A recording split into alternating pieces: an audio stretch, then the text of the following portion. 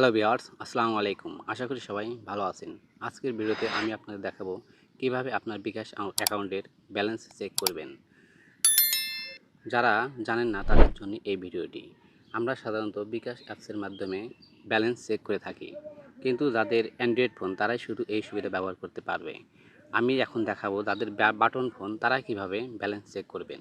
প্রথমে আমরা আমাদের মোবাইলের ডায়াল প্যাডে এসে *247# লিখে আপনার যে সিমে বিকাশ অ্যাকাউন্ট খোলা আছে সেই সিম দিয়ে ডায়াল করুন।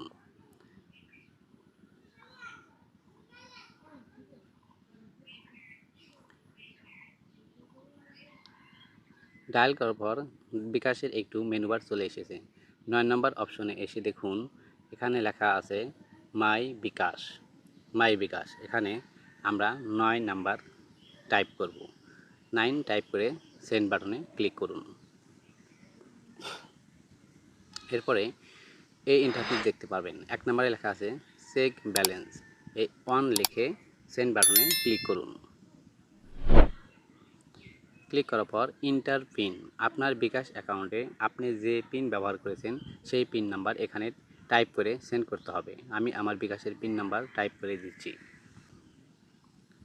এখন দেখতে পাচ্ছেন বিকাশ কারেন্ট ব্যালেন্স টাকা ১৫৮ টাকা ৩৩ পয়সা, অ্যাভেলেবল ব্যালেন্স টাকা ১৫৮ টাকা ৩৩ পয়সা, অর্থাৎ আমাদের ব্যালেন্স ১৫৮ টাকা ৩৩ পয়সা আছে।